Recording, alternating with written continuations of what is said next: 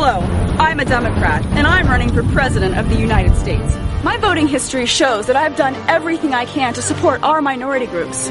I want to end the war against illegal immigration, because, after all, they're citizens too. However, my opponent rejects the idea of such acceptance. He's even been seen stopping Hispanics in the street and accusing them of being illegal. From drafting legislation to give free food stamps and welfare, to personally distracting the Border Patrol for easier passage, I am truly here for the people. Like the draft? I like this too. And yes, it's true that I voted in favor of funding for Planned Parenthood. I not only advocate, but promote a woman's right to have an abortion. In fact, last week I personally aborted an entire class of third graders. Yet your Republican nominee has been seen at abortion clinics, yelling at rape victims, telling them it was the will of God to bear their child. He has no respect for anyone who isn't also a rich white man, whereas I will give you all free healthcare, free food, and free abortions. Myself. He forces his religion on an entire nation, whereas I oppose religion in schools and in the home. He tries to portray a healthy marriage, but we all know that's really his sister. On November 6th, vote for a strong woman fighting for you, not an inbred Texan with a spoon-fed Harvard degree and stupid. I'm your Democratic candidate, and I approve this message. Funded by Tampon, the American Minority Political Outreach Network.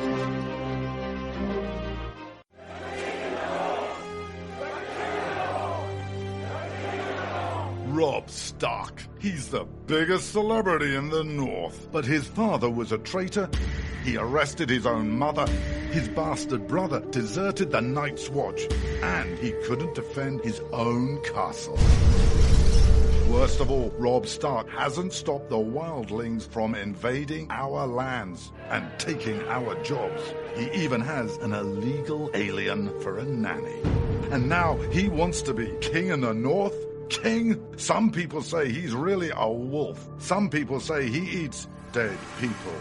We can't wait until it's too late. Send a raven to Winterfell now and tell Rob Stark to go back home. Stop eating dead people and defend the damn wall.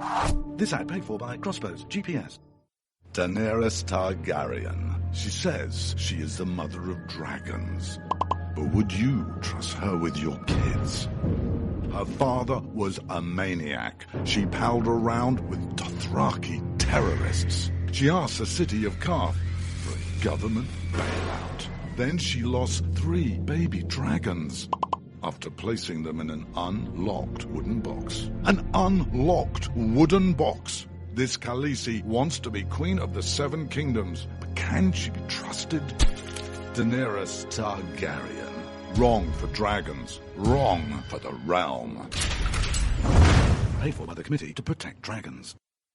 We don't know anything about him. He was never really vetted. Is he really the true-born son of Robert Baratheon?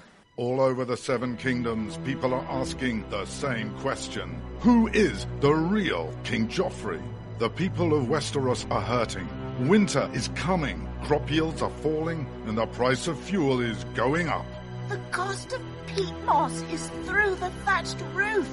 And this young and inexperienced king takes advice from a whoremongering imp and has launched an illegal war in the north.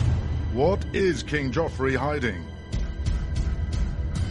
This is not our kind of family values. King Joffrey. What a bastard.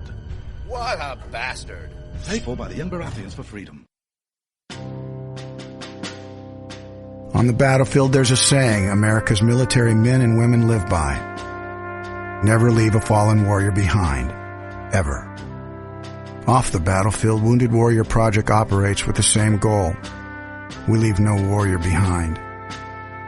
Wounded Warrior Project is a non-profit organization created to help our men and women returning home with the scars of war. Whether those scars are physical or mental, we're here to make sure that they heal. And whether it's helping those with post-traumatic stress disorder live a normal life again, or giving much-needed support to injured warriors in veterans' hospitals. Because no one deserves our help more than the men and women who risk their lives to keep us safe. Wounded Warrior Project. We never leave a fallen warrior behind. Ever. Learn more about what we do at woundedwarriorproject.org. The following letters were written by our troops. My dear fellow Americans, I truly appreciate your support.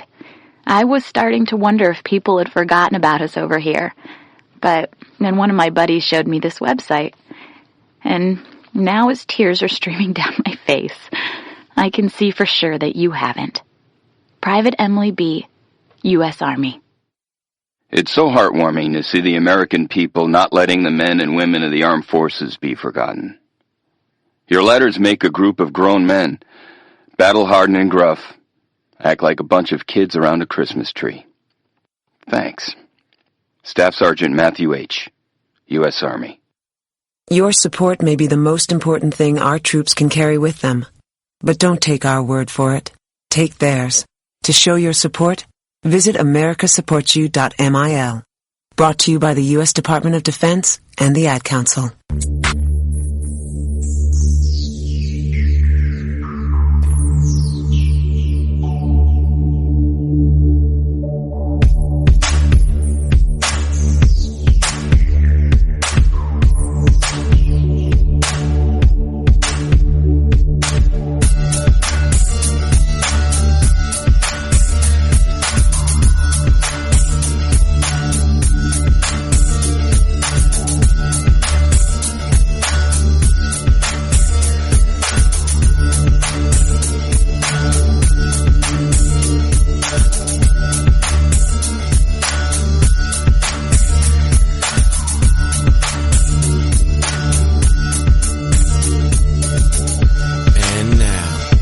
Coolest, most politically incorrect black man on the planet, Rod Eccles. Good evening, my fellow Americans. It is I, your lovable host, Elrod, coming to you live from my bunkerized home studio somewhere within the great granite state of New Hampshire, where the state motto is live free or die. It is not big government or bust. And I know this because I checked again today. I check almost every day just to make sure nothing has changed and liberals have not fully infiltrated the state government of the state of New Hampshire. It is Friday, free-for-all of Friday, as I like to call it, here in the bunkerized home studio. It is April the 10th in the year of our Lord 2015. We had some fog this evening. It's been pretty cool. Had snow a couple of days ago, a significant amount, and it's still on the ground. We still have some snow on the ground. And they usually say, hey, don't worry about it. You get a April snowstorm, and it's really gone by the next day. Well, it's Friday, and we had the snow Tuesday into Wednesday, and it's still here. So, and I know that they're talking about how warm it is and the drought conditions out in California. Well, can we switch a little bit?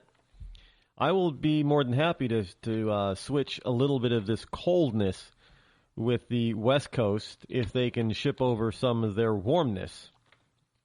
And we'll call it a fair trade, fair and even. A little bit of heat for a little bit of cold.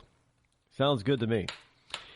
Indeed. We are here live on the CPR Radio Network. The number that you can call me this evening if you wish to chat with me, and liberals are highly encouraged to call, is 603-835-3224. That's 603-385-3224. I had somebody who was, they were telling me that, Rod, you probably don't take calls. Yeah, I love to take calls. Well, you probably don't like it. Well, yeah, actually I do. Well, you probably don't let them talk. No, actually, especially if they're a liberal, I let them talk because they usually dig their own hole. I don't have to do much. The easiest call on the planet to take is a liberal call because they'll just drone on about nothing and they'll dig their own hole. I don't even have to work at it. Actually, to tell you the truth, really, it is kind of boring to take a liberal call because I really don't have to, there's nothing to think about. Not really. Because, you don't have to think in order to defeat somebody's ideas who doesn't think at all. I'm just saying. You really don't have to think at all when you're discussing with most liberals. And that's why the conversation usually devolves very quickly into name calling from their part, not necessarily yours. They will call you a name. They'll call you a bigot. They'll call you a homophobe. They'll call you all kinds of names, even though none of that is probably true of you. But they'll still throw it at you. Or in my case, because a lot of people, I got to tell you this. Part of the reason for my moniker is because when people hear me without seeing me, they claim that they don't know that I'm black. Well, you don't sound black. I don't know if I should be insulted or not by that kind of a remark, because I get it a lot. And it's really, and I'm pretty sure I should be insulted. I guess I'm supposed to sound like I'm straight out of the hood and saying yo, yo, yo all the time. And using the N-word and all that kind of stuff and probably rapping instead of talking. I don't know what they're expecting to hear from another black guy, but evidently I'm not it. Which is why my moniker is what it is. I'm the coolest, most politically incorrect conservative black man on the planet. And when people say, well, geez, I didn't know you were black. Well, did you not hear my moniker or listen to it or read it? It's all over the place. I mean, you can't go to my face. You can't go to any of my social sites, accounts that I have without seeing it. So if you bother, well, liberals don't bother to read. Many of them probably can't read. But if you go to any of my social network accounts, that moniker is there. My picture is there. So I don't know how the hell you don't know. Really, I mean, well, yeah, hey, I guess black people don't sound like me. I don't know. What does that mean exactly? Educated, maybe? Yeah, I guess that might be it. I don't have the urban accent. Oh, I know what it is. I don't sound like Barack Hussein Obama. Who, by the way, you have to ask, where did Obama get his accent? Well, people say, well, he's half black, Rod. He's half black. Of course he's going to have that accent. No, of course not.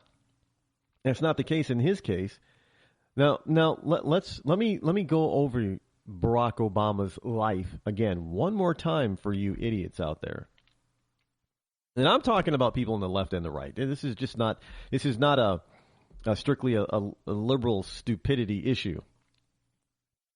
But let's understand Barack Obama. This is why Barack, I call him a fake. Because he has a slight urban accent. Now, it's not like a southern drawl. I mean, depending on what part of the South you go to, so there are different kinds of southern drawls, just like there are different southern drawls in the South, just like there are different New England accents depending on where you are in New England. For instance, if you're in Boston, you're parking the car in the yard. Kind of talk kind of fast. You don't say your R's very well. You put your R's where they don't belong, like an area.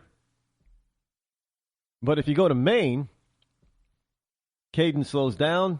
Sounds more like this. Yeah, you can't get there from here. There's a distinct difference.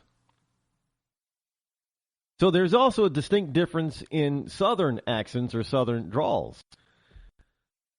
But people, depending on the type of southern drawl you have, a lot of northerners, when they go down there, they kind of pick it up. Southern accent, southern drawl is very catchy. It really is. I mean, you catch on to it. And I remember one time when I was working for a business consulting firm. And, we were fooling around in the office, calling customers or clients and potential clients. And, I was using this southern drawl, and one of the guys in the room, one of the coworkers, he dared me, he challenged me, and I'm like, I can't do that. I'm not going to, pick up the phone and talk to somebody in a southern drawl. I'm not from the South. And my manager was overhearing this, and he said, I will give you $20 if you do it. Now, my manager is saying this. I'm like, are you serious? You're not going to like fire me or demote me or anything like that? He goes, no. You put down the $20. He says, I bet you're too scared to do it. And I did it. I talked to this guy in a Southern drawl for 10 minutes. The problem is I got the $20, but on the next call, the next client I was talking to, without realizing it, I was speaking to him in that same Southern drawl, and everybody in the office in that area, in that room, was cracking up. I had everybody rolling because I didn't realize I was actually doing it. And I get off the phone and they said, do you realize, you're not getting another, my manager says, you're not getting another $20. And I didn't realize that I was still speaking with a Southern drawl. So that's why I say it's kind of catchy and it's hard to get rid of. And, this was actually backed up by a speech therapist. There are speech therapists out there that help people get rid of their accents.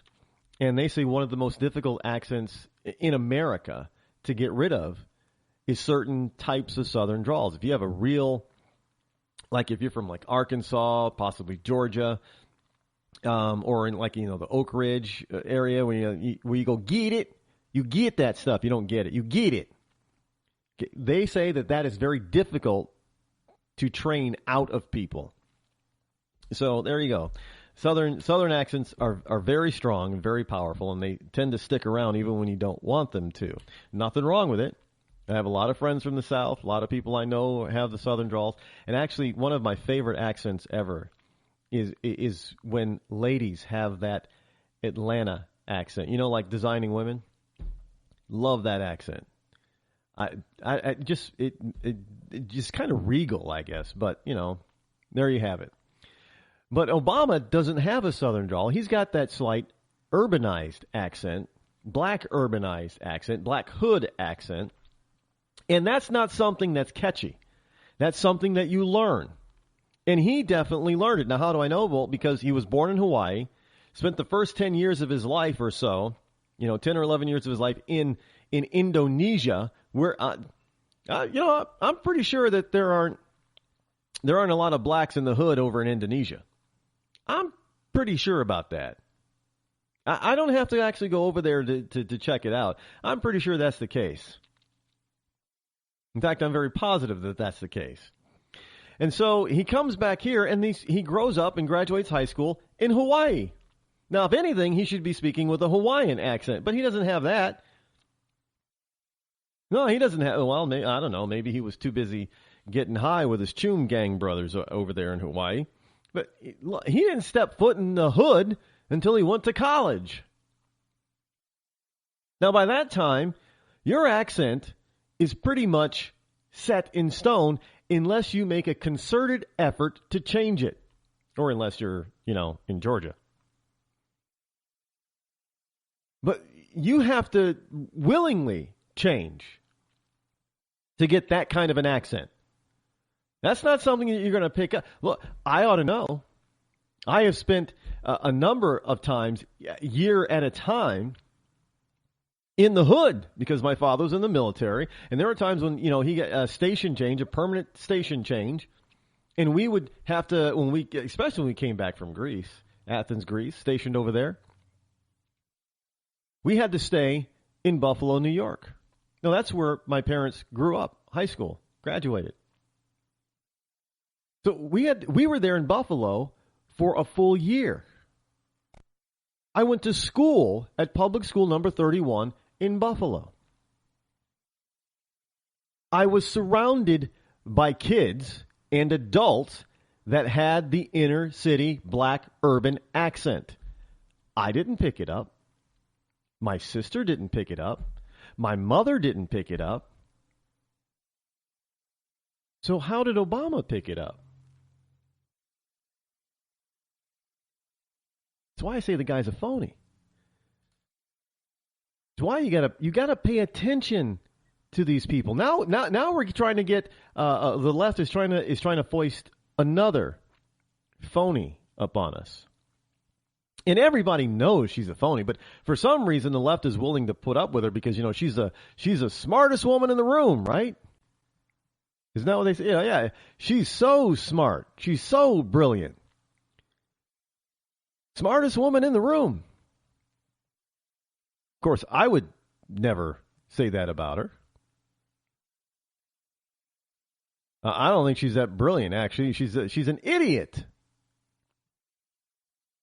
She's a total dunce. But hey, she wants to be the next president of the United States, the first female president. I mean, does anybody actually pay attention to what Hillary Clinton actually says and does? Oh, by the way, if you didn't figure out, I was the fake person, that was Hillary. Look, there are people out there that don't like her within her own party, within her own so-called circle of friends. They don't like her. They say she's mean. They say she's belligerent. They say she's inconsiderate. And that's just for starters. I mean, what do you do with a person who is that? How do you put it? That just plain nasty.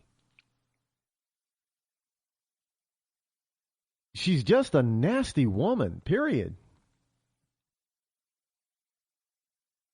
And if you've got a nasty person, then what do you do with them? Well, you kind of want to, I guess you don't want to, it's not that you don't want to be around them because they have power.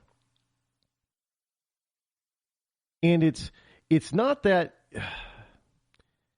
I guess there are people on the right as well as the left that are afraid of this woman. Now, you have to ask yourself, why would they be afraid of Hillary Clinton? Because there's nothing that she can do to them, right?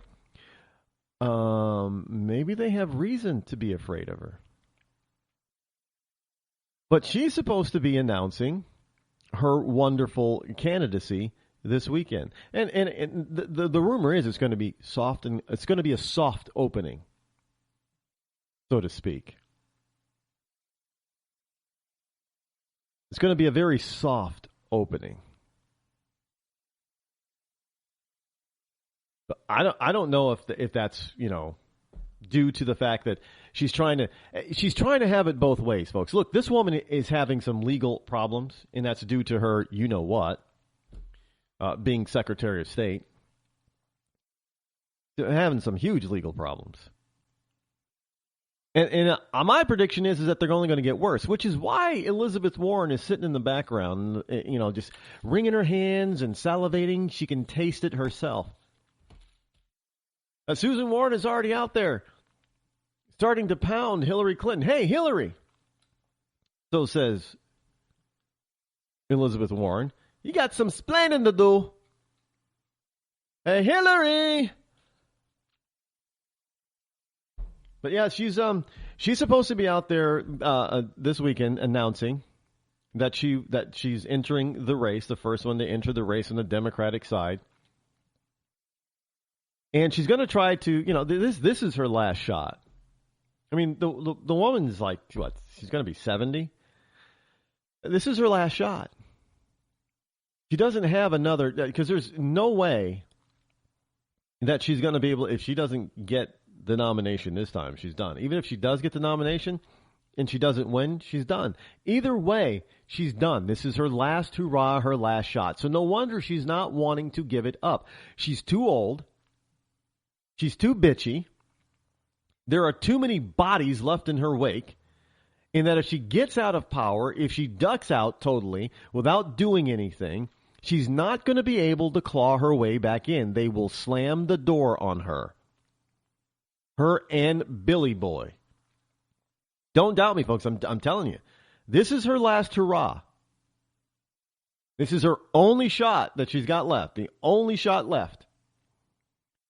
So she's going to try to, even with all that stuff that's going on. Now, I see a normal, honest, non-fake person would not bother to run for political office when they have to deal with so much of the crap that's standing behind her. We're talking Benghazi, just two things, Benghazi and the emails Those are two major issues that have not gone away. Even though the mainstream media wants them to go away, they haven't gone away. But she is so self-centered, so selfish, that all she can think about is the White House. And she is so fake and phony that she will pretend like nothing ever happened. There's nothing wrong, and she knows what she's done. But she's going to pretend like, and then she's going to feign anger if you bring it up on her. Why would you be angry if people want to know the truth? Oh, yeah, that's the problem, the truth. So evidently she's going to enter the race on the quiet side. And I say the quiet side because there's not going to be a lot of fanfare. I guess from what I understand, she's only going to really fully announce it, quote unquote, on social media. Now, look, I fully understand that social media today is extremely powerful. It's very fast. Information travels very fast. But it still doesn't yet reach talking to people in person. And on the air, on the radio, on television, in front of you with the microphone in front of the media and the press. She's going to do it. I don't know if if the media is the mainstream media is going to be there. What are they going to do? Are they going to sit there and watch her while she's typing and pressing the buttons? I, Hillary Clinton, will formally announce today on Twitter, send, that I am running for president, send, because you only do it 140 characters at a time on Twitter, of the United States of America, to try to be, send, the first female president in this country's history, send, I will make a great president, hashtag Hillary, hashtag 2016, hashtag president. Send. Is that what they're going to do? They're going to sit around for that? I don't know how that makes any news, but I guess, folks, that's all it takes. That's all it takes to enter the race now. Speaking of races, we have up here in New Hampshire, there's this gentleman up here. He calls himself, I guess he's legally changed his name to Vermin Supreme. And he was giving a press conference. They were giving press conferences to these alternate, lesser-known candidates in Manchester, New Hampshire today. And there's a picture of him. It looked like he was wearing one of those tall, long, flat-heeled ladies' boots on his head. I don't know what kind of hat that was, but I kid you not, his name is Vermin Supreme. He actually had it changed to Vermin Supreme. And he's a Democrat. Now, folks, I kid you not. I can't. Look, I always say I don't have that kind of imagination. If I did, I'd be a Hollywood movie script writer. But I don't have that kind of imagination. I can't make this stuff up. And if you don't believe, you'll have to go to my Facebook page, because I think I shared it over there, the fan page. I'll put the picture on the website tonight, rodeccles.net. But I'm telling you, you can't make this stuff up, because I sure as hell, I can't make it up. Vermin Supreme. I kid you not. That's his real name. This is a station identification moment. Come on down to the newest pub in Texas, Rednecks, where our beer kegs are always full. Don't ask what brand it is, because it all tastes like warm piss. So if you're celebrating a special occasion, like marrying your sister, I do. I did, or being named Employee of the Month at Walmart, you're going to want to come celebrate with us at Redneck's Bar and Cantina. And remember, every Friday and Saturday, we have our famous tooth contest. Whoever has the most teeth wins a pair of John Deere mud flaps and a buttery corn on the cob. There's plenty of parking space to drive your house over to Redneck's and come on in and and have a hell of a time. We're located right next to Big Al's truck stop, right across the street from the KKK headquarters. Homos and minorities not welcome. In a world where beer is served warm and flat, there is only one hope for beer drinkers. The Wooden Tap Bar and Grill presents Perfect Tap, an epic invention that ensures your favorite draft beer tastes better here than it does anywhere else. Critics call Perfect Tap mesmerizing. This is the way draft beer is supposed to taste. If you drink just one beer this year, make sure it comes from Perfect Tap. Now pouring exclusively at all 4 Wooden Tap locations. Wooden Tap! Come as you are. Ripper the Clown may be a cartoon character come to life, but do you trust him with your votes on November 4th? Ripper the Clown wants to be mayor, sheriff, comptroller, and senator of Ripper County, but in a recent debate, he admitted that he didn't even know what a comptroller was. And then he offered free gas cards and fast food gift certificates to anyone who voted for him. He also offered free autographed copies of his new award-winning zombie novel, The Life and Minds, and Zombie Apocalypse of Ripper the Clown for those who cast votes in his favor. These are all violations of America's occasionally enforced voting laws. Do you want this inexperienced and sneaky clown with his finger on the button? Don't vote for Ripper the Clown. Paid for by people who hate Ripper the Clown. The people who hate Ripper the Clown are responsible for the content of this ad. Let's talk about Bob Sweeney, Lambert, Bentonhausen, Kavanaugh, Rope Puller, Havisham, McDougal, Subway, Bentley, Kavanaugh, Buffalo, Nickel, Jones, Rosenberg, Radio Frequency, Smith. What do you know? Did you know that he's a naval hero? He single-handedly fought the Battle of Trafalgar in the wading pool at the community center, freeing us from French tyranny. Did you know that he's an adventurer? Fighting the elements, he climbed Mount Everest in the frozen food section of the local grocery store to prove that anyone can achieve their dreams. He's a humanitarian. He found another cure for smallpox when, on a rainy day, climbed his aluminum ladder to the power lines to rescue a stray sperm whale. An energy pioneer. He discovered an unyet-named natural resource when he chewed the gum from underneath all the tables at the local pizza joint. And did you know that the only salary he takes is a few pieces of string, peat moss, and the occasional crow feather? Naval hero, adventurer, humanitarian, energy pioneer, and philanthropic volunteer. That's Bob Sweeney, Lambert, Bentonhausen, Kavanaugh, Rope Pillar, Havisham, McDougal, Subway, Bentley, Kavanaugh, Buffalo, Nickel, Jones, Rosenberg, Radio Frequency, Smith. On Tuesday, remember to punch number 7 and vote for Bob Sweeney, Lambert, Bentonhausen, Kavanaugh, Rope Puller, Havisham, McDougal, Subway, Bentley, Kavanaugh, Buffalo, Nickel, Jones, Rosenberg, Radio Frequency, Smith for Village Idiot. He's what this city needs to feel better in the eyes of the world. Paid for by the Friends of Bob Sweeney, Lambert, Bentonhausen, Kavanaugh, Rope Puller, Havisham, McDougal, Subway, Bentley, Kavanaugh, Buffalo, Nickel, Jones, Rosenberg, Radio Frequency, Smith. All hail the Messiah, Obama, blessed the new socialist motherland, our Savior, Obama, the leader of famous, the Lindsay Lohan. Bow down and praise the one. Give him your money and your guns. Give us a country that makes your life proud.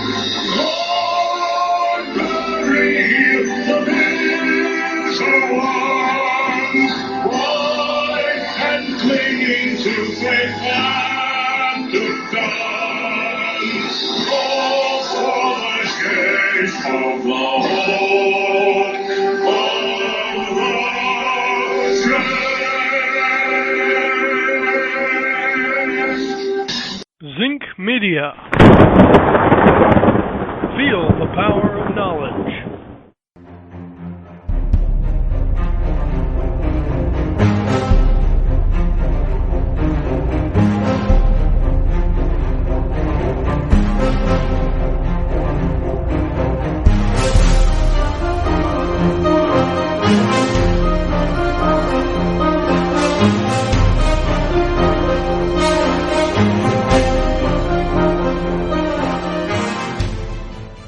And we are back. You are listening to the Rod Eccles Show, and of course I am your lovable host, L-Rod, coming to you live from my bunkerized home studio. Hillary Clinton Here is the article from The Guardian. And, of course, it's all over the place, but this is where I picked it up from. And why did I choose to pick it up from The Guardian? Well, because I wanted to. No particular reason. It was, you know what, to be fair, you know, because we always have to be fair. We have to be fair about everything in life. So we have to be fair in my newsfeed, because when I prepare for the show every day, I have a particular news outlets that I have that feed me information, and then I'm able to take that particular information and then go off and look for stuff other places. But they were the first one in my news feed to show me this story, so that's why I'm choosing The Guardian. Exclusive, Hillary Clinton to launch 2016 campaign on Sunday en route to Iowa. So former Secretary of State is scheduled to announce her presidential run on Twitter. See, I told you. That's why I was pretending to be her. I was being the fake Hillary on a fake Twitter last segment. Look, it's people. It's just, I'm sorry. I'm going to be serious for a minute here. I'm going to be serious as a heart attack. Look, we are a nation of 330 million people. Give or take a few million. Give or take a few of the illegals. But we're not a little tiny backwater nation. We're a very modern nation. We have a lot of educated, well-educated, some overeducated, some not so overeducated, some undereducated. We have a lot of experienced people in this country. You cannot tell me that the best the Democrats have to offer is this woman. That is just the biggest line of bullshit I've ever heard. Yeah, I said the S word. Because it ticks me off that these people think so little of the American people that they will try to prop her butt up and push her forward and say, here's your Democratic choice. You've got to be freaking kidding me. She's not the smartest woman in the world. In fact, the people that are close to her that don't like her, they will tell you why they don't like her, and they'll tell you what an idiot she is.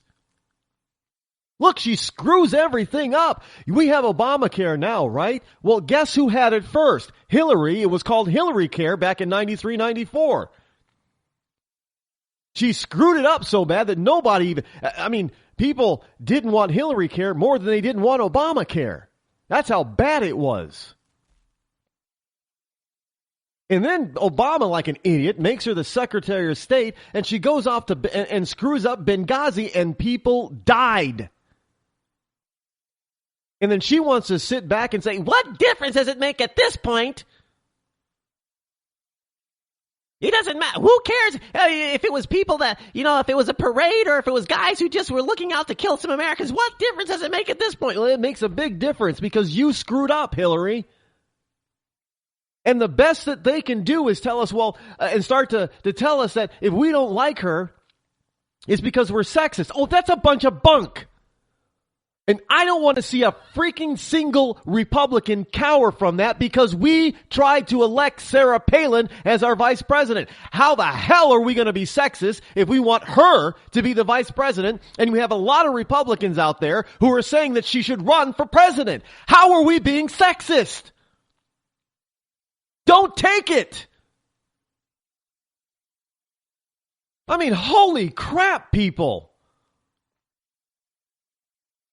They could at least be honest and give us, and not tell us that we're so stupid and give us somebody else.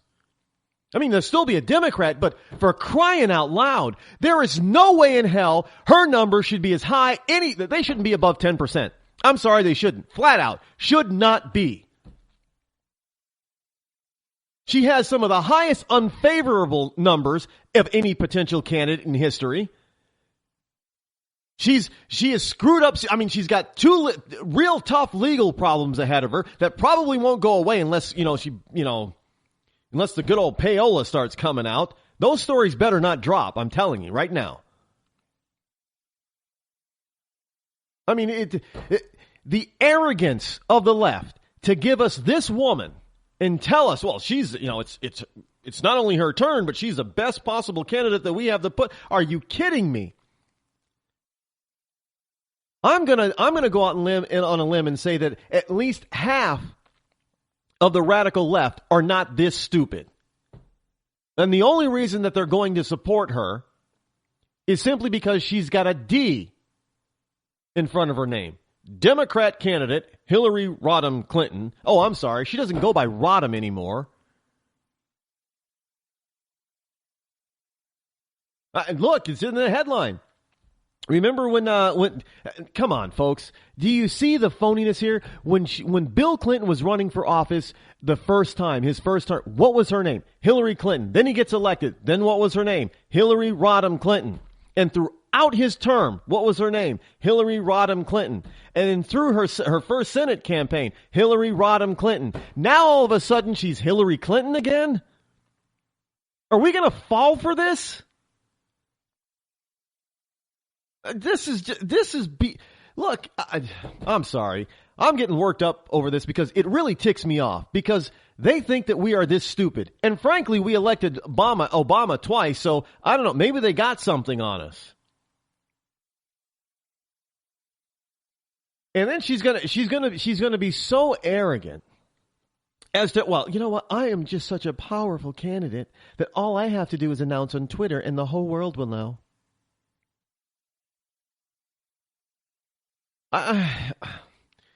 She has got to be she can't be the worst candidate. I'm don't know. I'm going to be frank. I'm not sure who would be worse, Hillary Clinton or Elizabeth Warren. Yeah. Well, I guess they don't have anybody else to put forth as far as being female.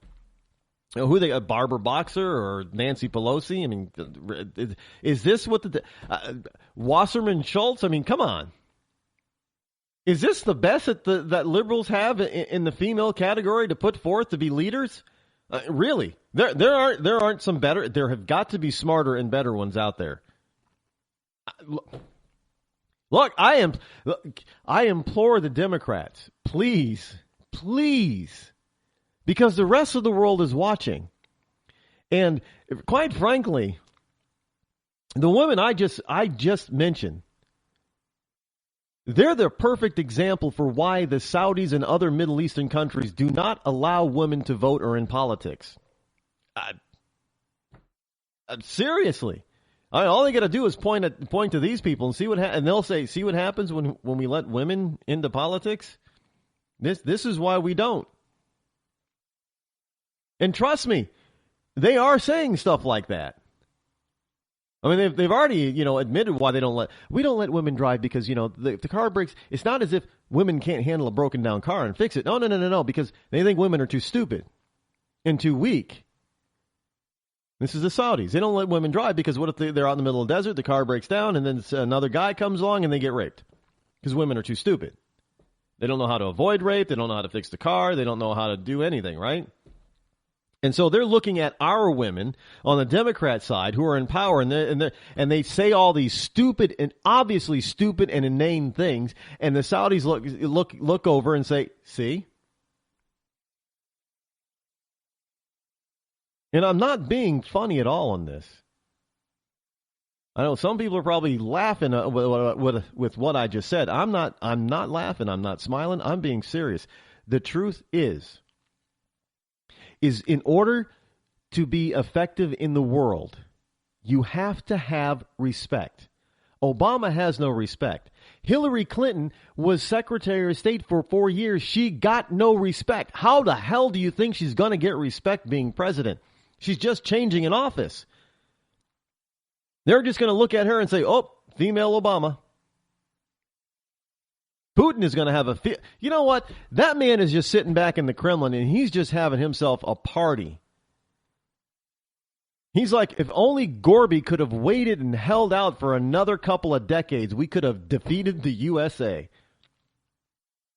Because I'm telling you, if these two were in charge and we still had the USSR, there would be no USA.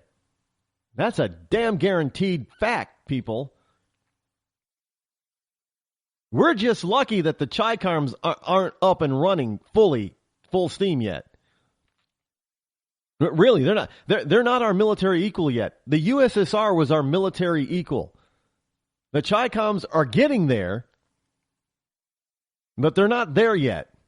They're just quietly doing what they're doing all the back, behind the scenes manipulating of currency and all that kind of stuff while building their armies and navies and stealing secrets and building their economy.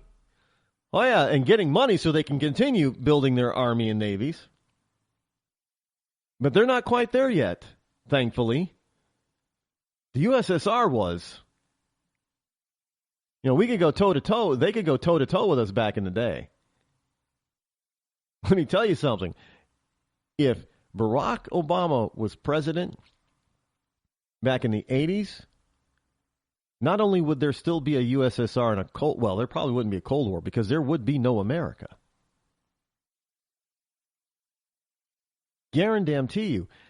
And now you're going to put this idiot, try to put this idiot in the Oval Office?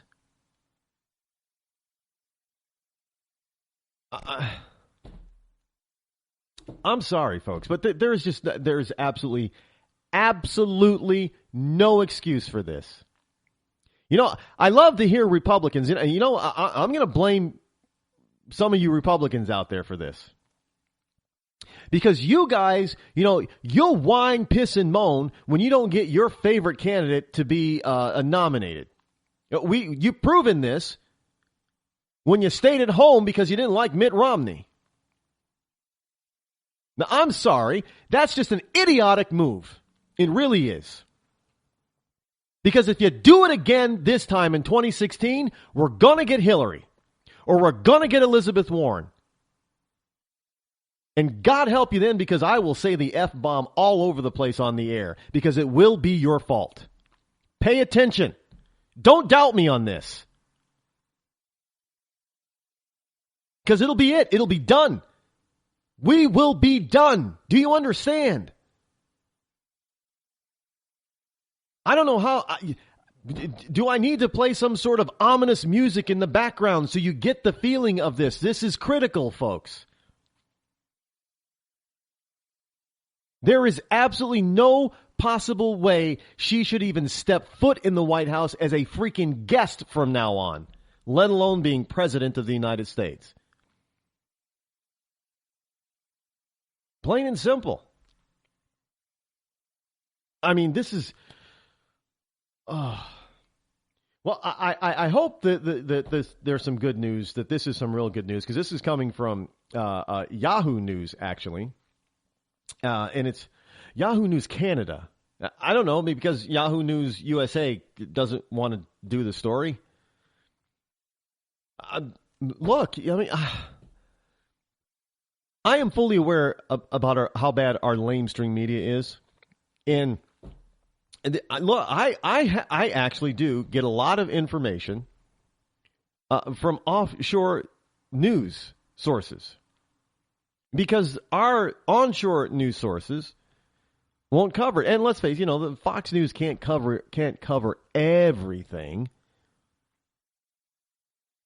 It's why we have so many different stations and newspapers. So they can all cover stuff, but they're not covering this stuff.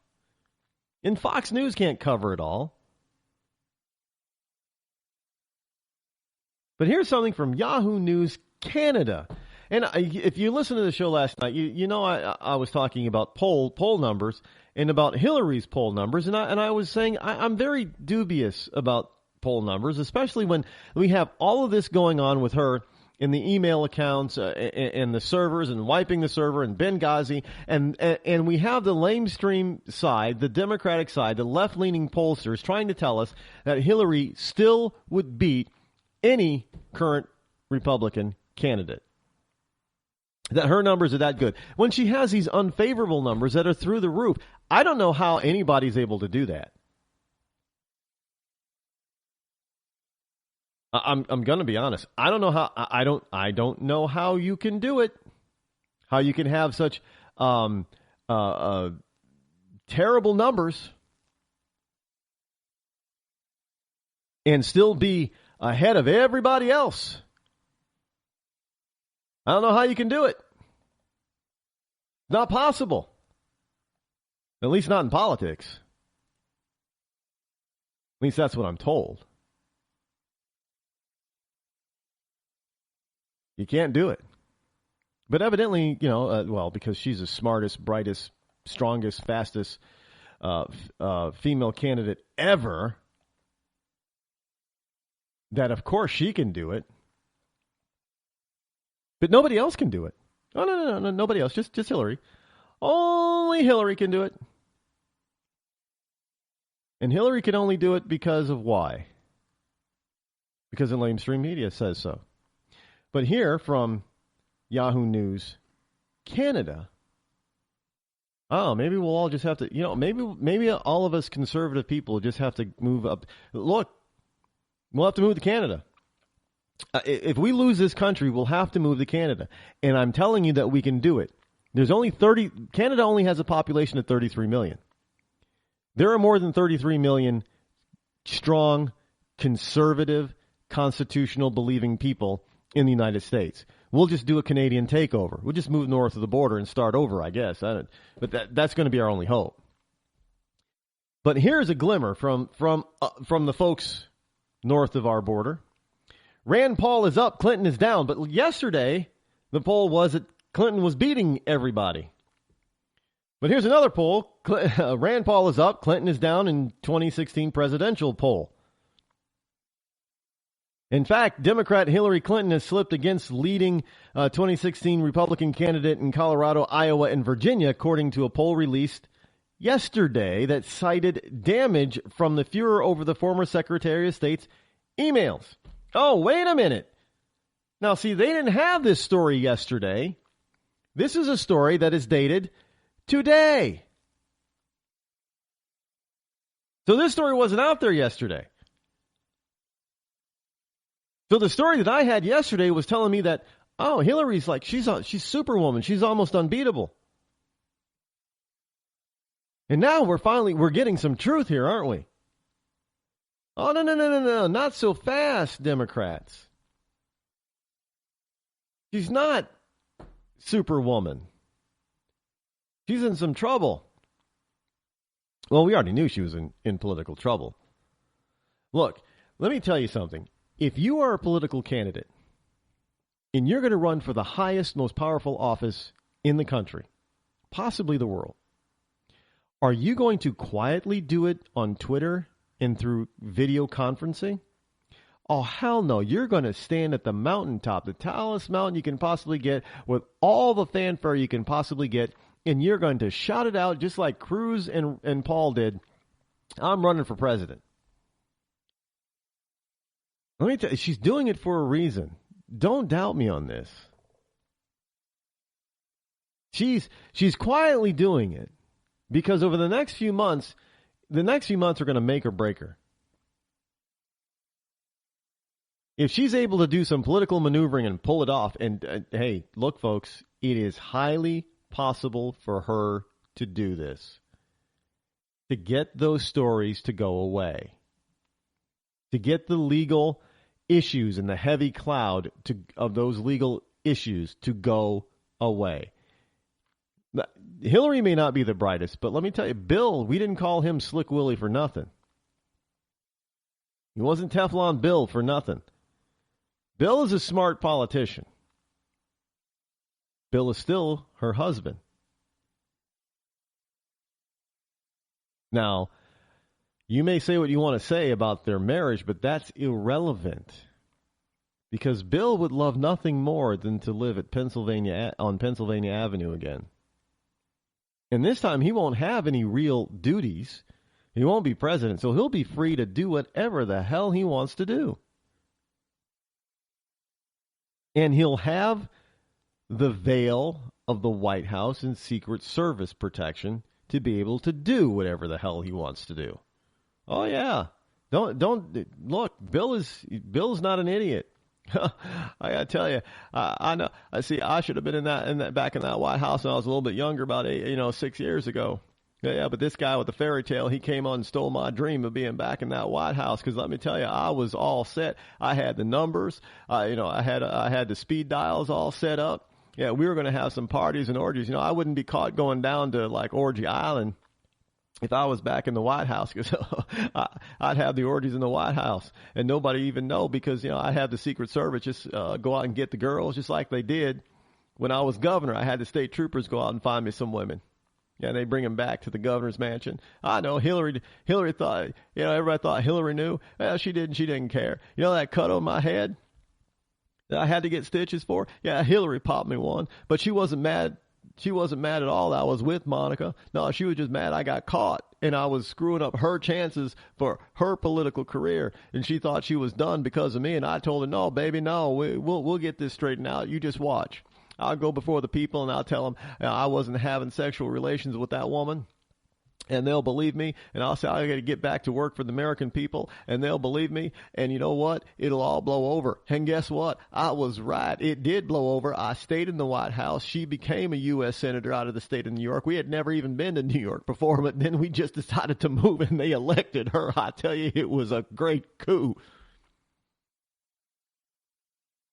I'm telling you, you can't discount Bill in the background. Hillary's not running the whole show. You can be guaranteed of that.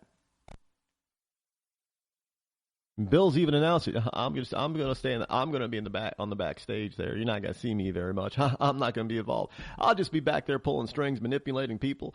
No, did I say that out loud? No, I'm not going to do that. This is all Hillary's thing. Yeah. Hey, get me some water. We got a lot of work to do. I'm telling you, he's not out of it. They're a formidable team. They may not love each other. They may not even like each other, but they need each other.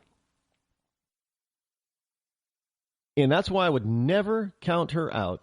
As long as you've got the lamestream media behind you, which they are, because they're already firing the shots of sexism. Because, hey, it worked so well to talk about racism on Obama. If you didn't like Obama, or if you didn't support Obama, or if you didn't vote for Obama, you were a racist. And all throughout his tenure as president, that's all we heard. If you were against Obama's policies, it's because you're a racist, not because you didn't like his policies. No, look, he could have had the exact same policies as Bill Clinton. In fact, his policies were worse than they were with Bill Clinton, but they could have been exactly as Bill Clinton. And you could have not liked them because you could say, well, when Bill Clinton had that exact same idea and policy, we didn't like it then either. No. But they would still call you a racist. And Republicans ran from it. No, we're not racist. I'm not a racist. Now, let me tell you something. Do not get sucked into this thing. Because if you do, we're going to lose. And this time, we will lose the country for good. I'm telling you, you can't be playing around with these people because they will destroy you if you give them the chance. If you give them the chance, they will take it. Look, we've given Obama 2 terms. In his second term, he's taken that chance and he's taken us down. Do you want to continue with Hillary? Please say no. Come on down to the newest pub in Texas, Rednecks, where our beer kegs are always full. Don't ask what brand it is, because it all tastes like warm piss. So if you're celebrating a special occasion, like marrying your sister, I do. I did, or being named Employee of the Month at Walmart, you're going to want to come celebrate with us at Redneck's Bar and Cantina. And remember, every Friday and Saturday, we have our famous tooth contest. Whoever has the most teeth wins a pair of John Deere mud flaps and a buttery corn on the cob. There's plenty of parking space to drive your house over to Redneck's and come on in and have a hell of a time. We're located right next to Big Al's truck stop, right across the street from the KKK headquarters. Homos and minorities not welcome. In a world where beer is served warm and flat, there is only one hope for beer drinkers. The Wooden Tap Bar and Grill presents Perfect Tap, an epic invention that ensures your favorite draft beer tastes better here than it does anywhere else. Critics call Perfect Tap mesmerizing. This is the way draft beer is supposed to taste. If you drink just one beer this year, make sure it comes from Perfect Tap. Now pouring exclusively at all 4 Wooden Tap locations. Wooden Tap! Come as you are.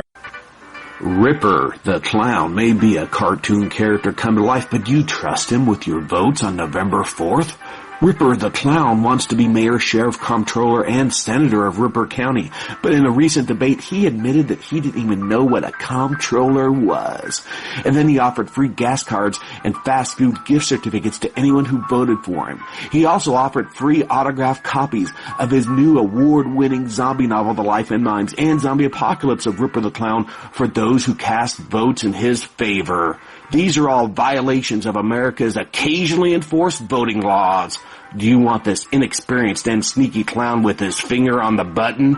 Don't vote for Ripper the Clown. Paid for by people who hate Ripper the Clown. The people who hate Ripper the Clown are responsible for the content of this ad. Let's talk about Bob Sweeney, Lambert, Bentonhausen, Kavanaugh, Rope Puller, Havisham, McDougal, Subway, Bentley, Kavanaugh, Buffalo, Nickel, Jones, Rosenberg, Radio Frequency, Smith. What do you know? Did you know that he's a naval hero? He single-handedly fought the Battle of Trafalgar in the wading pool at the community center, freeing us from French tyranny. Did you know that he's an adventurer? Fighting the elements, he climbed Mount Everest in the frozen food section of the local grocery store to prove that anyone can achieve their dreams. He's a humanitarian. He found another cure for smallpox when, on a rainy day, climbed his aluminum ladder to the power lines to rescue a stray sperm whale. An energy pioneer. He discovered an unyet-named natural resource when he chewed the gum from underneath all the tables at the local pizza joint. And did you know that the only salary he takes is a few pieces of string, peat moss, and the occasional crow feather? Naval hero, adventurer, humanitarian, energy pioneer, and philanthropic volunteer.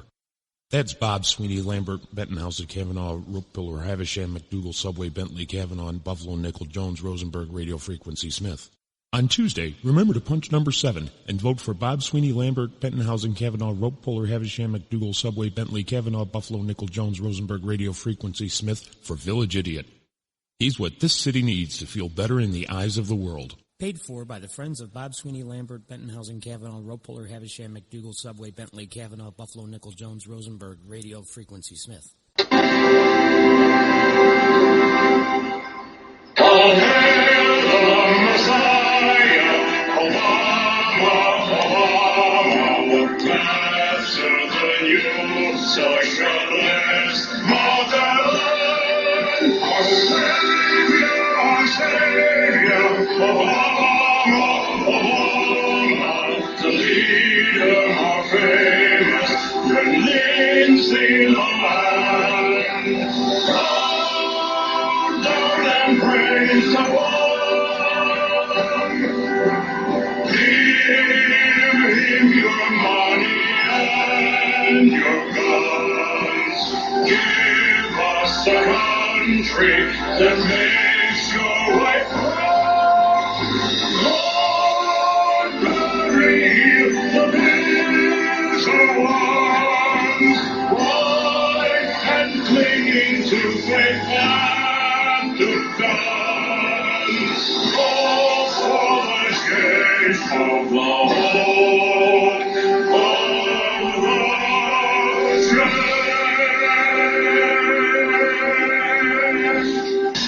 have to pay to talk to the people closest to you, or the people who used to be. That's why Umbrella Wireless is proud to announce the new Friends, Family, and Recent Ex-Girlfriend plan. Now you'll get unlimited calls to your best buddy, your mom, or Cindy, once she realizes that you're seriously meant for each other and should stop screening your calls. Now the 30 minutes of agonizing silence where you're both afraid to hang up may drain your battery, but it won't drain your wallet.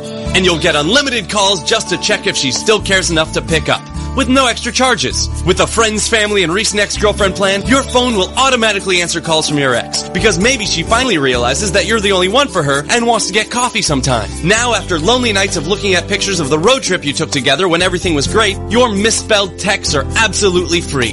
The only thing you have to pay for is the booze. The Friends, Family, and Recent Ex-Girlfriend plan, because she wants you back. She just doesn't know it yet.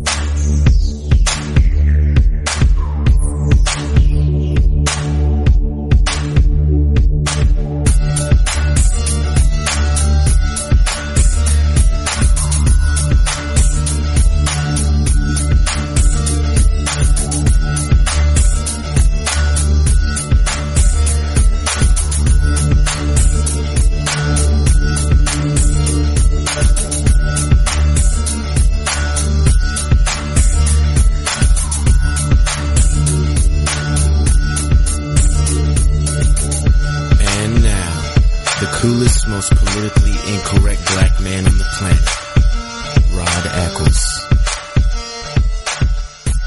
You know, folks, we really can't allow any party anymore. I don't care if it's the Democrats or the Republicans or any other party that might take one of their places to ever give us these types of candidates again. We the people should not sit back and take it.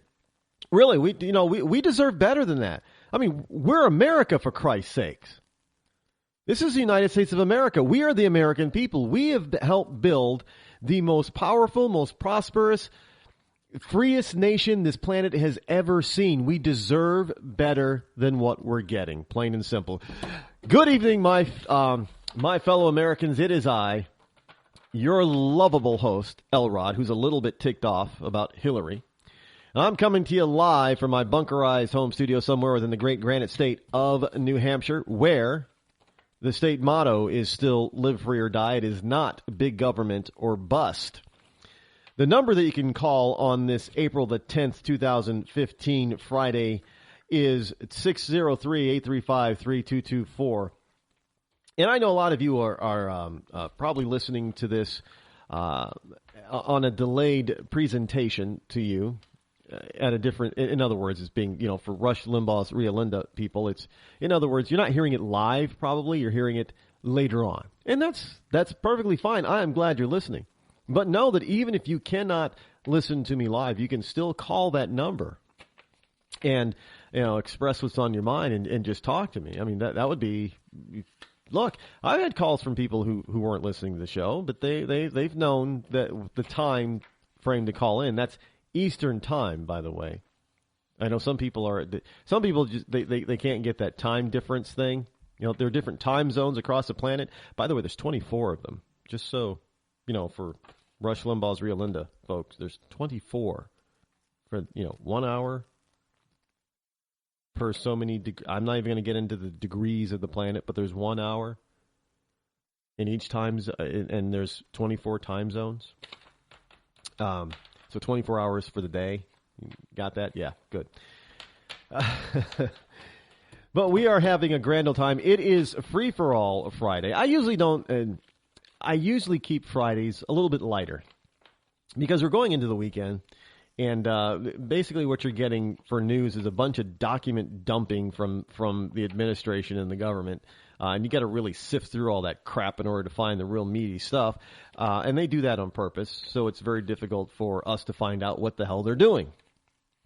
So what usually happens is stuff usually happens over the weekend. It usually weeds itself out, and then Monday morning, I find out everything that goes on over the weekend and all the stuff that happened from the document dump and the information dump on Friday, and it all comes together. And Monday's a big day, and boom, we're right back into it. So right now we're just gonna have a good old time on this Friday evening, and we're going to try to lighten it up a little bit. So we're moving past this notion of Hillary Clinton running for president, because she's in the race now. She's in the race, and we're not going to look. The Democrats want to. I just want to say one last thing about this. If this is the best the Democrats have to offer this time around, then the White House is the Republicans to lose. Let me make sure you understand this. If Republicans en masse stay at home like they did again with Romney and just hand it to her or whoever the Democrats put forth, then we have nobody to blame but ourselves, really. I'm just, you folks, I know that it's already starting. I mean, no, Ted Cruz is the guy. He's the only one. If we do not nominate Ted Cruz, I'm not voting. And the Rand Paul people are already saying well, if we don't nominate Rand Paul, we're not voting. Well, that's the most asinine, most stupid thing I've ever heard anybody say, as far as politics are concerned. That's just dumb. I mean, as a matter of fact, the next person that tells me that, I'm going to suggest that they check themselves into Bellevue, because that's insanity. Because what you're telling me is that, if Rand Paul is in the nomination, isn't the nominee, but maybe Ted Cruz is. You're going to tell me that Ted Cruz would be worse to have in office than Hillary Clinton or Elizabeth Warren. You are certifiable. I'm not going to accept it anymore. I'm not going to take it anymore. You need to be put away. Quite simple. This staying at home as a protest vote or whatever, or throwing your vote away for some also-ran that has absolutely no chance of winning, especially since he's not on all 50 ballots. You are an idiot, you're a nut job, and you need to be committed to Bellevue. Plain and simple. I'm not holding back on this one, folks. No, I'm not being nice about it. In fact, the next time I have to say it, there might be an F-bomb in front of it. You are a blank idiot. Okay? Got it? Good. Moving on. Walter Scott's family wants Al Sharpton to just butt out. No, for those of you, let me remind you or refresh your memory what this Walter Scott thing is. This is the 50-year-old black man who was shot in the back running away from the white police officer in South Carolina. So in other words, this man's family is black. And they want Al Sharpton to butt out. Hey, Al, shut up and go away, will you? Good luck. Hey, let me say something directly to Walter Scott's family. Good luck with that, because there have been a lot of blacks that have tried to get Al Sharpton in. I'm surprised Jesse Jackson's. Where is Jesse Jackson? He's nowhere to be found in this one. Well, he's hiding away on some island with another mistress of his. You know, he's had mistresses before. In fact, I do believe it was proven that Jesse Jackson has got a bastard child, right? I can't keep track of these people like that. So, they want to be idiots. Fine, go ahead. And do the kind of stuff that they do, but they should leave the rest of us out of it, because we're not. Look, we want them to leave us alone. We want Al Sharpton and Jesse Jackson to leave us black folk alone. And here you got the Walter Scott family saying, "Hey, Al Sharpton, leave us alone. Leave us alone." Plain and simple. I don't know how much, more clear that can be. But Al, you know what Al says? I can't. I can't leave it alone. I can't leave it alone. No, I know the family wants me to get lost, but I can't get lost on this one. I can't leave it, because let me tell you something. If you say that a white man can shoot a black man running away, you a racist. If you say that a black man can't shoot a white man running away, then you a racist. I'm telling you. I can't stay away because there's too much racism going on around here. They just racist everywhere. Everywhere, hallelujah. I'm telling you, they're just racist everywhere. That's why I can't. The Lord won't let me leave it alone. No. Won't let me leave it alone. But we want Al to go away. Yeah, we do. The family wants Al to go away. Good luck with that. Did you know, after his apology tour, and you know who I'm talking about with the apology. Now, I'm not talking about Barack Obama's apology tour. I'm talking about the little white Canadians apology tour. Justin Bieber. Justin Bieber was out there, for like a month, just apologizing about being such a, little prick for all these years. And, he tried to change his look. He tried to look older, more mature. He changed his hairstyle, and he's got all these extra tattoos now. He bulked up, and that's why the Calvin Klein thing, because, he's been working out, so he's a little bit bigger. So he doesn't look like well, if you look at his face, he kind of still looks like a prepubescent boy, but he does look a little bit older. And he was trying to be adult-like and very serious about his apology. And I'm sure a lot of people bought into that apology. Well, it seems that Justin Bieber has gotten himself into trouble yet again. And the reason why I bring this up, because I'm not what did Justin Bieber Beliebers. His fans are called Beliebers. Who comes up with this stuff anyway? I mean, really? Yeah, his fans are called Beliebers. Well, I am not a believer in Bieber. I'm sorry, I'm not. But the reason why I bring it up is because, look, the younger generation, those who are about to become voting age and those who just became voting age, they are influenced by this little idiot. You know, they look at hey, Justin Bieber can do stuff like that and get away with it. Why can't we? Justin Bieber doesn't care about politics or this or that, so why should we? Justin Bieber only cares about this, so that's all we're going to care. Look, trust me, these celebrities, they have tremendous influence, especially on our youth. No, but Justin Bieber, I mean, look, hey, seems like people have forgiven him. You know, even some of his most stern critics say, "Oh, isn't that cute? Bieber was out there apologizing yet again. He must really mean it this time." He didn't win me over. I'm sorry. I said, nah, he's still a little prick, and he's in trouble again, just to prove me right yet again. It appears that there has been an arrest warrant issued for Justin Bieber down in Argentina. Now, I guess he's on tour. I think he's on a new tour. But I evidently he's got this. It's for assault or something. I think on his new girlfriend or wannabe girlfriend or some girl. I don't know. And maybe it's just to prove that he isn't. I guess Bieber is still trying to prove he's a man. I don't know, but there he goes. He's after the apology tour. He jets down to Argentina.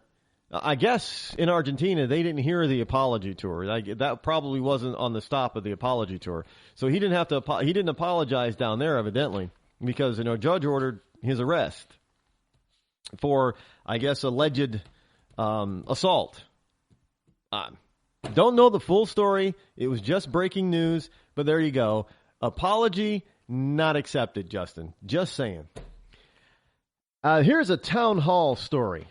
And don't let your kids, you know, parents, you do have, you can, I know kids are going to do what they're going to do. And they're going to try to listen to the music they're going to try to listen to. But you can put some sort of a lock and not make it so easy for them to get a hold of the stuff that you do not think is good for them.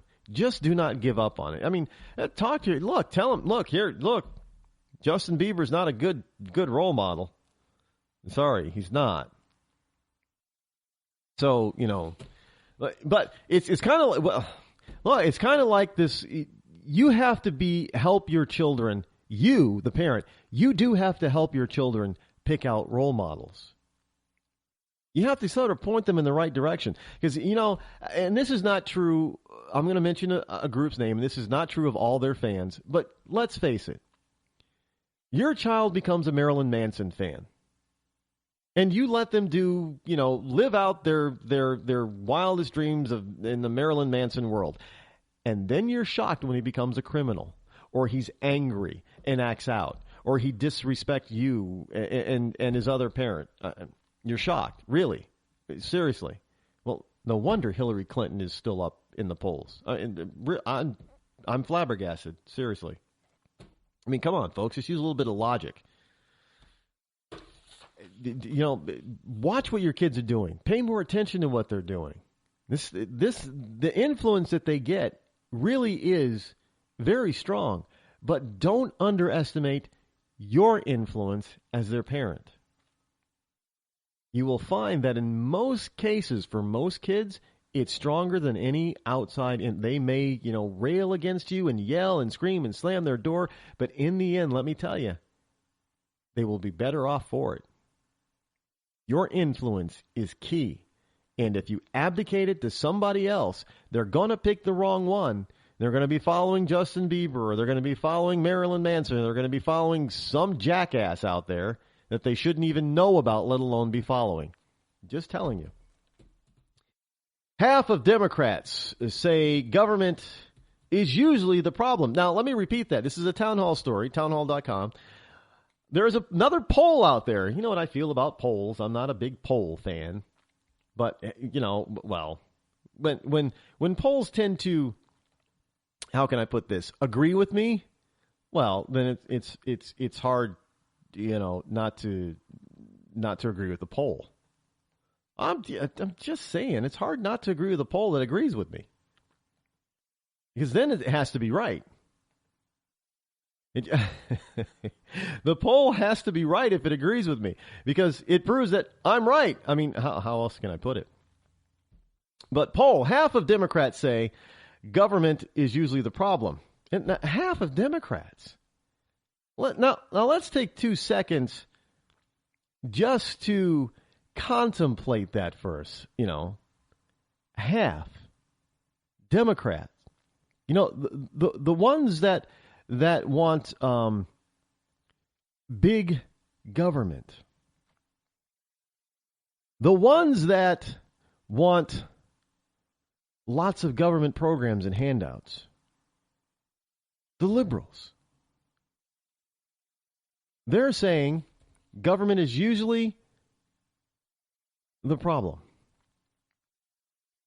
Now, here's the poll, which it breaks down. Which of the following comes closer to your view, is what the poll question is asking, and it's a Fox News poll. Government is usually the solution to the problem. 18%. Government is usually the problem. 67%. Mix, depends, don't know. I don't know how you don't know. Is only, a mix and depends is 12%. Don't know is 4%. Depends. That's the adult diaper in the in the adult diaper aisle. It doesn't depend. Either you know or you don't know. And if you don't know, you're an idiot. And you're probably one of those stupid voters too. I'm just saying. No, we can't. No, I don't. No more. Democrats. Government is usually the solution to the problem. Only 30% of Democrats say that that's their view.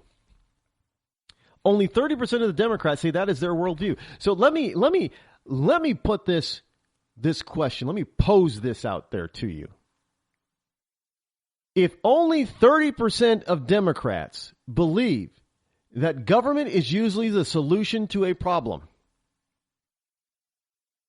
how the hell are so many Democrats elected to office, and how the hell is our government so big, trying to solve every problem we have? How is that the case?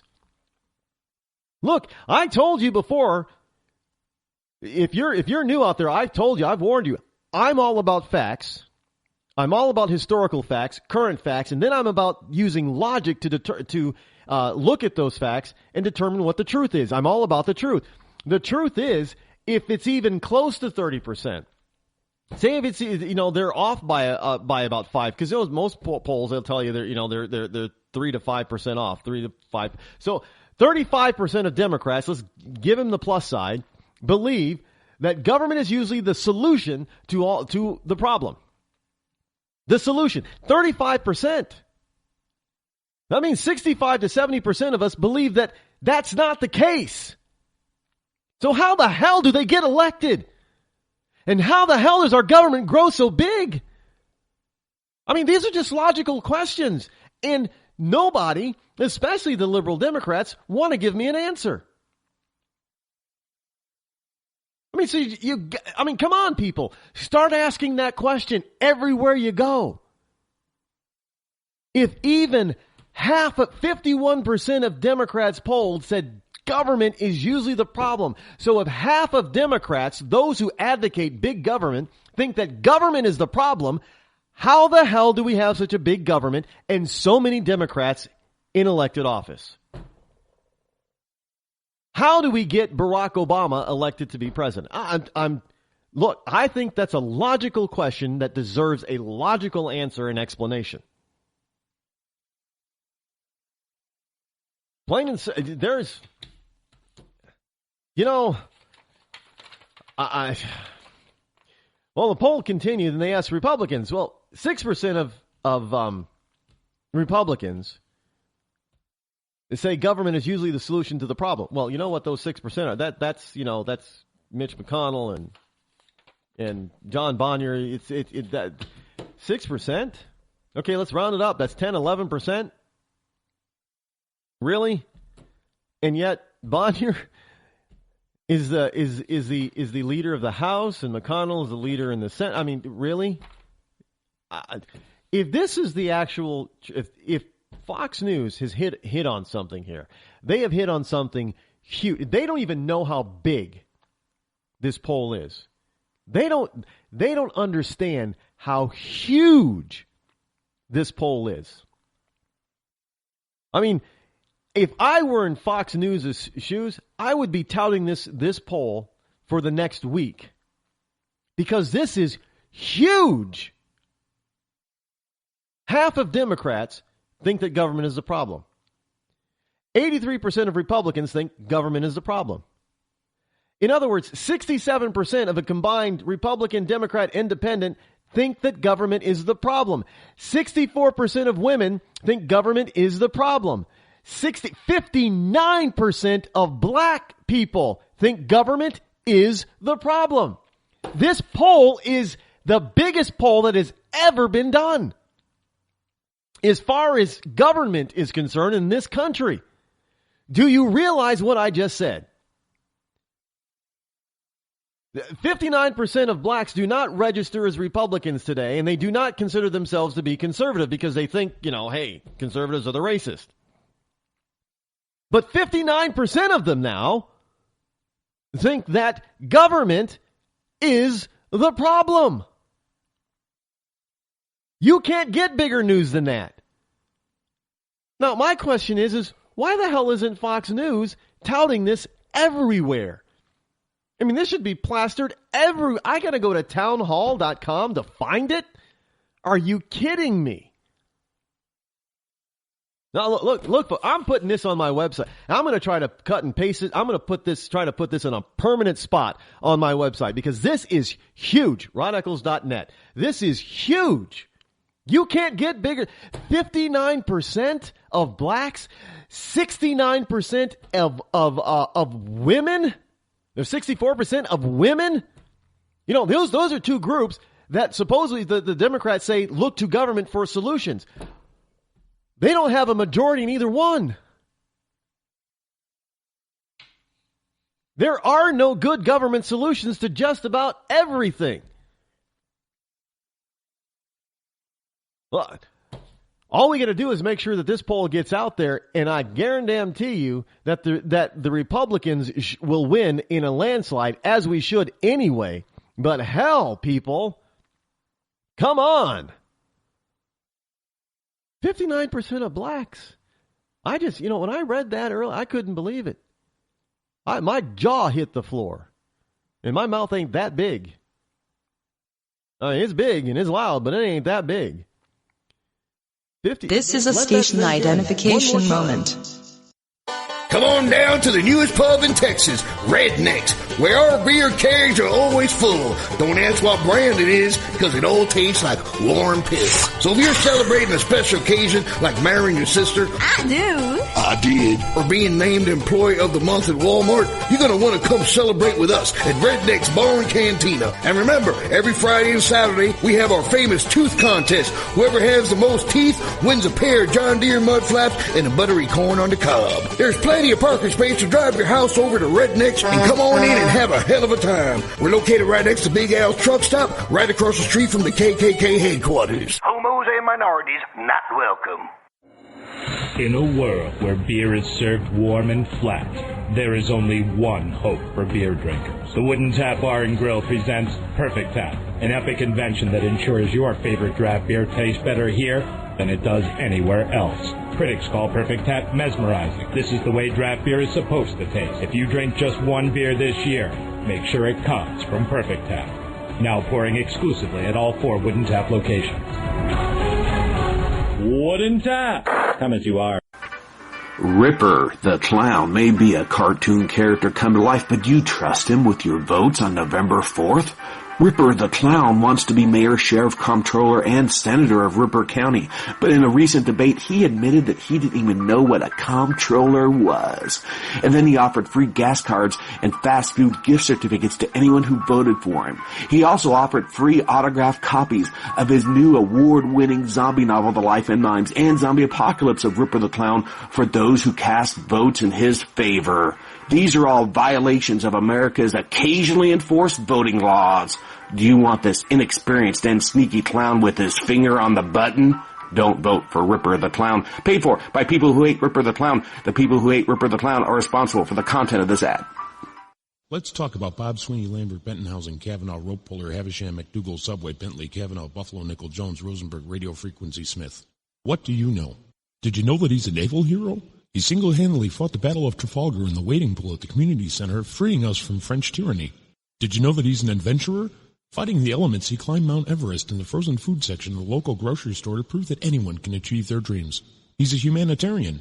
He found another cure for smallpox when, on a rainy day, climbed his aluminum ladder to the power lines to rescue a stray sperm whale. An energy pioneer. He discovered an unyet-named natural resource when he chewed the gum from underneath all the tables at the local pizza joint. And did you know that the only salary he takes is a few pieces of string, peat moss, and the occasional crow feather? Naval hero, adventurer, humanitarian, energy pioneer, and philanthropic volunteer. Read something recently worth thinking about. It's the soldier, not the campus organizer, who's given us freedom to demonstrate. It's the soldier, not the reporter, who's given us freedom of the press. It's the soldier, not the poet, who's given us freedom of speech. It's the soldier who serves under the flag, who defends the protesters' right to burn the flag. Isn't it time now to demonstrate that we support our troops? Were it not for the brave, there'd be no land of the free. Fred Thompson's message was brought to you by CitizensUnited.org. Millions of Americans every day are shedding unwanted pounds by taking tested and proven ultra-lipostick. Carbohydrates are bad. Our carbo-fighting antioxidant is good. Just listen to these satisfied customers. My name is Gail, and I lost like 20 pounds on ultra-lipostick. My name is Jared, and I lost 46 pounds using ultra-lipostick. My name is Zach, and I actually gained weight. This stuff sucks! Ultra-lipostick is safe and easy to inject. Just 3 doses 4 times a day discreetly underneath your fingernail. Listen to this. I used ultra-lipostick and suffered from side effects like uncontrollable greasy discharge. Ultra-lipostick, it turned the armpits of all of my shirts orange. This stuff is crap. Try it today and see some real results. Ultra-lipostick. Not available in stores. Results may vary. When you can't find anything to watch on cable, you get bored. When you get bored, you listen to radio cooking shows. When you listen to radio cooking shows, you invite a friend over for dinner. When you invite a friend over for dinner, you use twice as many beans. When you use twice as many beans, you expel deadly farts that kill your friend's dog. When you kill your friend's dog, your friend becomes unstable. When your friend becomes unstable, you're sued for everything you're worth. When you're sued for everything you're worth, you're thrown to the streets. When you're thrown to the streets, you devote your life to world domination. When you devote your life to world domination, you become an evil fascist overlord. When you become an evil fascist overlord, old friends plot their revenge. When old friends plot their revenge, you are shot in the back of the head. And when you're shot in the back of the head, you miss your jazzercise appointment. Don't miss your jazzercise appointment. Upgrade to Indirect TV. Go online or call 1-800-DIRECT-TV.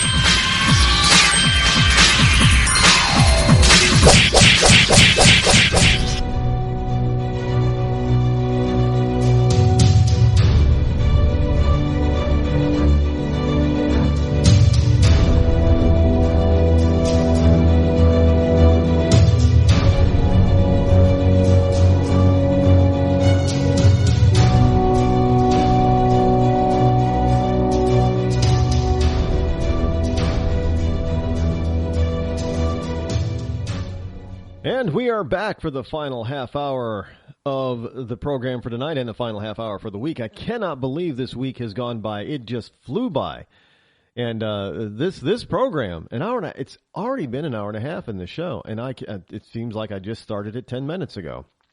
And look, it's only because I thoroughly enjoy what I do. I really do.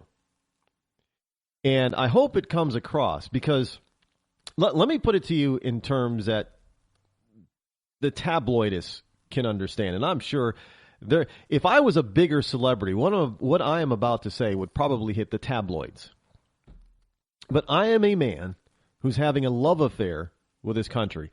I love the United States of America. I love this land. I am so grateful and thankful to God Almighty that He allowed me to be born in this country. Do you understand that out of 7.5 billion people on this planet, only about 330 million get to live here? I am one of those lucky 330 million people. That is freaking awesome in my book. That is awesome. But there's no other place I'd rather live. There's places I want to visit. Yeah, there are other countries I would love to visit. I don't want to live there. Let me give you a list. It'll give you a little bit of insight of who I am. Now I've already been to places like Spain and Greece and a few other places, but let me give you a list of where, as an adult, countries I would like to visit. I would spend, a week or two in each of these places. I would love to go to Ireland and Scotland. Not England. I'm not interested in London and those places. In England, I'm just not. Sorry, nothing against the English, but to me, England is kind of boring. But Scotland, on the other hand, and the Bunny Isle of Ireland, I'd love to go to those two countries, especially the Highlands of Scotland, and simply because I've seen so much scenery, and I have a friend who goes there every year, and she's like, you know what? You should come with me one of these times. If I could ever, she goes for like 3 weeks. I said, I can't go for 3 weeks, but maybe one of these times I can meet you there for a week or so. She says, no problem. Because I rent this house. I spent half my time in this house that I rent in the Highlands. I said, oh, that's the time I'm going to come. I want to go to the Highlands of Scotland. And I would love to go to Ireland. No, I'm not going to kiss the Blarney Stone, because you know how many people, you don't know whose lips have been on that thing. I'll take a picture of it, and then I'll kiss the picture, but I ain't kissing that stone. I'd also love to go to France, Paris to be exact. I'd love to go back to Spain, but not Madrid this time, because I haven't been to Barcelona. I'd love to go to Spain, Barcelona. I'd love to go to Venice, Italy. I'd love to go back to Athens, Greece. I would love to do what they call a spy city tour. In other words, I'd go to Prague. I'd go to Warsaw. I think I'd skip Moscow. Other than the Black Forest, really Germany doesn't turn me on, but Berlin would be fun. Berlin, I think, would be a lot of fun. I'd love to go to Asia, Japan, South Korea, Hong Kong. I would love to be able to spend 2 weeks or a month at a martial arts school in Japan, at true ninja school. I would love to be able to go up into the country of China and spend some time with the Shaolin monks. That would be awesome. I have no interest of going to Tibet, however. But I don't want to live in any of those places. I want to live here. And I want this to be the best place on earth. Period. That is my goal. The world has many beautiful places. I can't name all the places right now that I would love to visit. God has made a beautiful planet. And there are beautiful people all around the planet. But to me, the best people, the greatest people, are Americans of the United States of America. Plain and simple. Call me biased, go ahead. I don't care. I love this country. And I firmly believe that we have people elected in office who do not. And that's the problem. I believe that we have people in this country, even people that we idolize and call them stars, that do not fully, thoroughly, truly, from the bottom of their heart, love this country. Let me give you an example. Now, this is a star that I once really did like. I thought she was a decent actress. She was fun to watch on the screen. But I got to tell you, ever since I heard her stupid, inane comment of her divorce, calling it a conscious uncoupling, oh, good golly, Miss Molly, we've got a live one here. And yes, she's continuing. And that's too bad because she's a fairly talented person. She's a more talented actress than a lot of the mainstream Hollywood actresses out there today. I'll give her that. But USA Today has a story about Gwyneth Paltrow. She is living on food stamps for a week. Now, I can't even keep a straight face every time I say it. But yes, a very wealthy woman. She's very successful in her career and very successful in her investments. And Gwyneth Paltrow is worth millions of dollars. And here she's going to attempt to live on food stamps for a week. Now, Gwyneth Paltrow here's the story. Gwyneth Paltrow is known for curating the finer things in life on her site, Goop.com. Now, I didn't even know she had a site, and I didn't even know it was called Goop.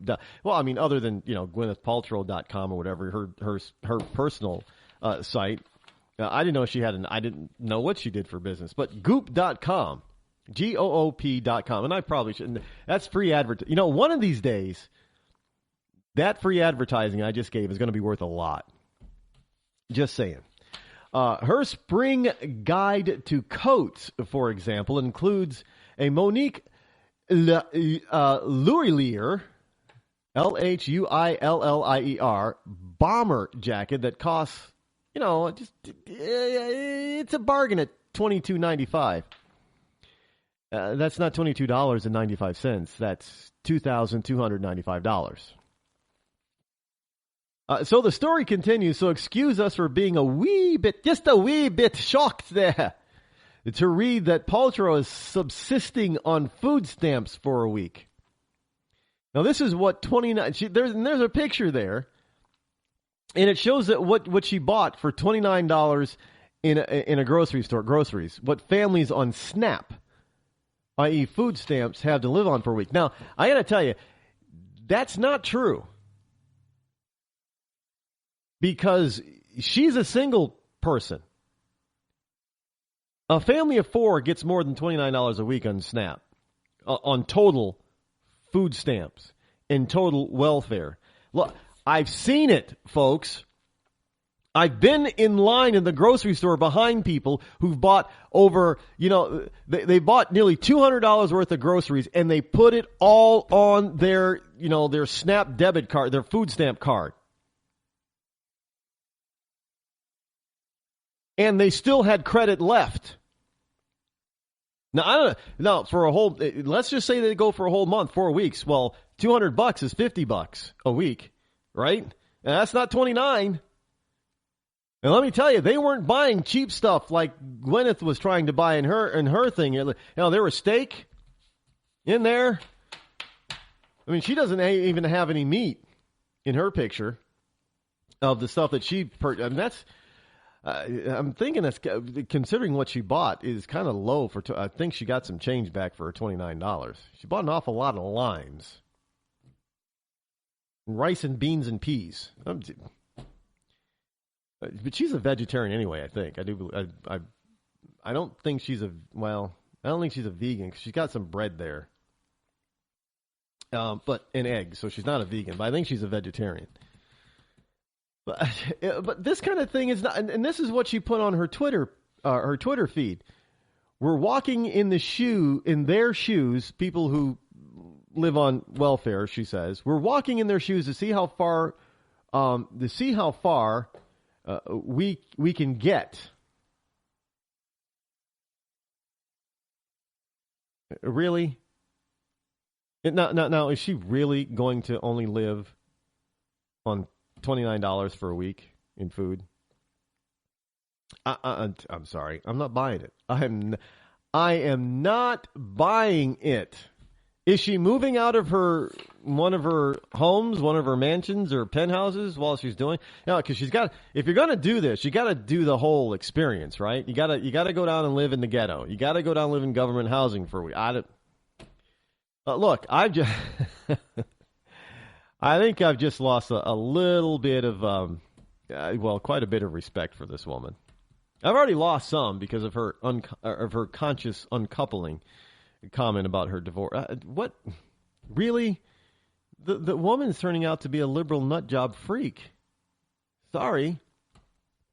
But so far, I haven't heard her, issue any political announcements or statements. So I guess I could probably still see her in movies, just like Will Smith. Will Smith hasn't come out and talked about politics.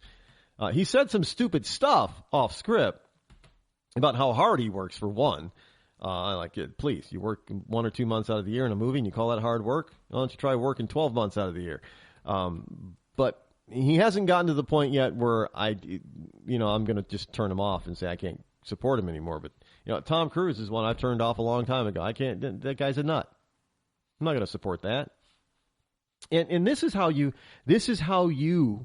and I'm amazed by how many people will talk about what some of these celebrities say in public, off script, when it's them, not some screenwriter talking. It's them actually talking.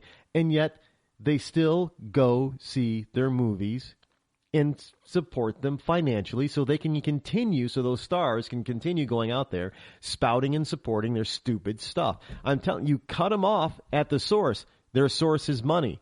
Their source is fame. Get rid of that. They're nothing. They go away. I'm telling you the truth here. You gotta start paying attention to what these idiots are saying and then stop supporting them. Plain and simple. That's my, look, if you don't like what Ellen says, then why the hell do you watch, if you don't like what she stands for in her politics, why the hell do you watch her show and make it what? The number one? It's the new Oprah, for crying out loud. I mean, personally, I don't think she's really all that funny, but she's very likable. But I understand behind the scenes and at home, she's a total bitch. But her persona up front, she's very likable. I get it, but I don't watch her. And plain and simple, just don't do that kind of thing. I don't watch Oprah. I didn't watch Oprah. No, but enough of you did that you made her one of the wealthiest women on the planet, for crying. But and then you get upset when she spouts all this liberal garbage and crap. I mean, come on. You got to take some. Yesterday I talked about personal and self-responsibility. So if you missed the show, you're going to have to get the archive over on BTR or something, or you got to listen to it. You got to listen to my rant about personal responsibility and how we're sorely lacking that today in this country, especially in the younger generations. But you got to take personal responsibility.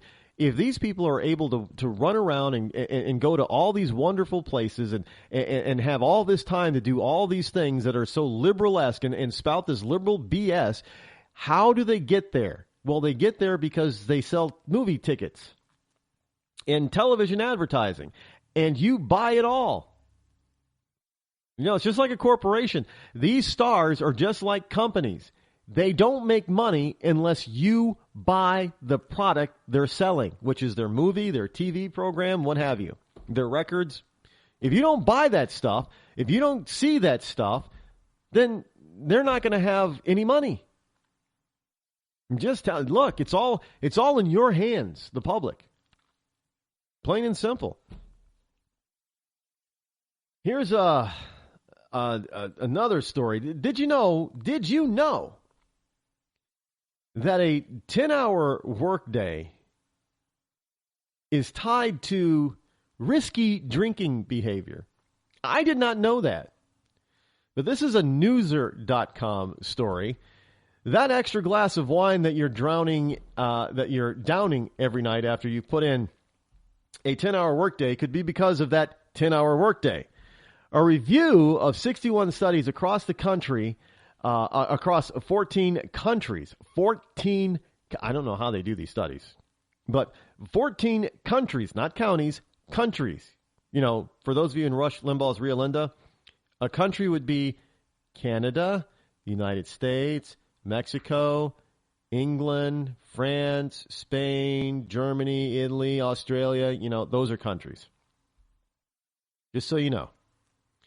For a total of more than 330,000 subjects linked working more than 48 hours a week with risky alcohol use. Now, this is a Harvard Business Review published study. Now, Mariana Virtanen and fellow researchers at the Finnish Institute of Occupational Health found when subjects worked those longer hours, they were 11% more likely to be heavy drinkers. 11%. They were 11% more likely to drink more, drink heavy, I guess, is the term. So they're going to drink heavy. They're, but what is 11%? You know, that's like 300 people out of a study of 330,000. Well, they're drinking. What is 11% more? That's not even a half a glass of. I'm still trying to figure out what 11% more drinking is. So you really got to ask yourself, what is that? 11% of more drinking, or drinking more? 11% more? Okay. So they're 11% more likely to be heavy drinkers than those who punched in for no more than the typical 40-hour work week. Now understand this. This is nothing more than a push to reduce the work week. You know, what France already has, a 30-hour, 32-hour work week? This is nothing more than trying to push for a shorter work week. Period. And this is nothing more, because look, we're talking Finland here. Finland is one of the highest tax socialist countries on the planet. You know, people think that they can get everything for free over there, but their taxes are like 70%. But hey, I guess, you shouldn't work 40 hours. You shouldn't work 50 hours. All you people trying to get ahead in life and trying to become a success. I don't know. I guess I should be an alcoholic according to this study then. If I were to take this study out to its logical conclusion, because I don't remember the last time I worked just 50 hours in a week. I'm not complaining because I love what I do, but I don't remember the last time I worked only 50 hours. I should be an alcoholic by their standards. I mean, this is just nonsense. But they continue. For the purpose of the study, Virtanen defined risky drinking as more than 14 alcoholic drinks per week for women. Well, that's 2 drinks a day. Well, we're told we're supposed to at least have a glass of wine a day. Oh, no. There was a new study not too long ago that said a bottle of wine a day is not bad for you. I'll have to find that now that it's at the top of my head. I have to find that study. You can go look it up on Google. There was a study out there that says so if you can drink a bottle of wine a day, you're not an alcoholic according to the study. It's good for you. For women, and more than 21 drinks for men. So that's 3 drinks per day, 7 days a week for guys. Hey, that goes back to the 60s. You know, the 3 martini lunch. Remember that? They weren't kidding about that. Watch Mad Men and you'll see.